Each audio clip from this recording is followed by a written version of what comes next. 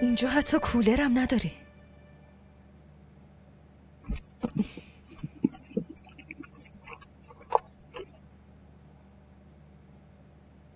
وای، این یعنی افضل عکس‌ها رو دیده. آفرین دختر. یعنی با دیدن این عکس چه واکنشی نشون داده؟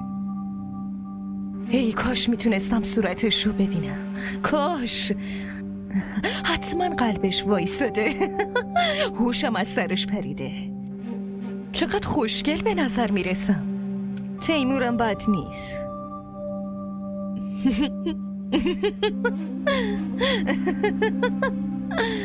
چه خبر شده تنها داری میخندی؟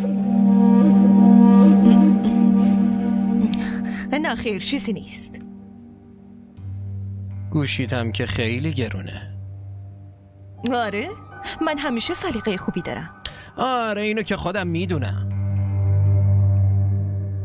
شوکت اینو بهم گفته بود. همین که عکسمو دیدی هوش از سرت رفته بود. آره خودم میدونم. داداش شوکت به منم گفته بود واسه این مجرد موندی چون هیچ دختری طبق معیارات نبوده. تو هم تا عکسمو دیدی دیوونه شدی.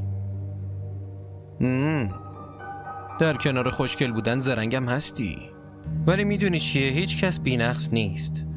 توی عقدنامه‌ای که امضا کردیم جلوی اسم من مجرد و جلوی اسم تو مطلقه نوشته شده عزیز دلم. خب که چی؟ پنهان نکردم، هرچی بوده از اول بوده. تو خیلی زود عصبانی میشی ها. ببین من واضح حرفمو میزنم. به خاطر شوکت و زنداداش ساکت میمونم، وگرنه با این کاری که دیشب کردی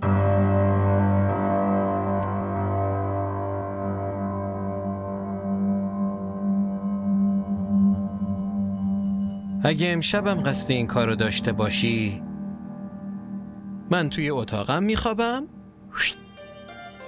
تو هم میتونی بری بیرون. من که چیزی نگفتم. راستی بگو ببینم اون یکی شوهرتم از اتاق همینجوری مینداختی بیرون؟ دلیل طلاقتون چی بوده؟ بگو ببینم.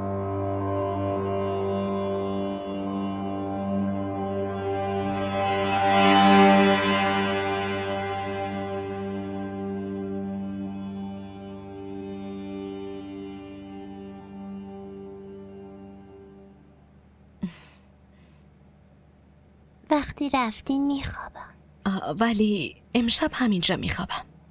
دارم میگم بریم. خب حنا کوچولوه، ممکنه بترسه. اون خواهر منه، از هیچی نمیترسه. از اینجا بریم.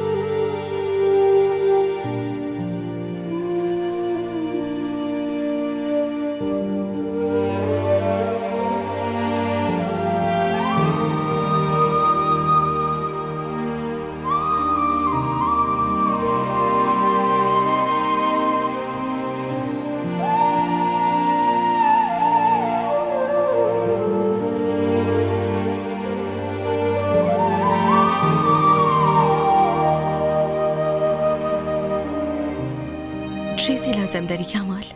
این چه سال احمقانه ایه؟ تو خونه خودم نمیتونم راحت باشم؟ شما برید بخوابید. چیزی نیاز داشتم خودم حلش میکنم.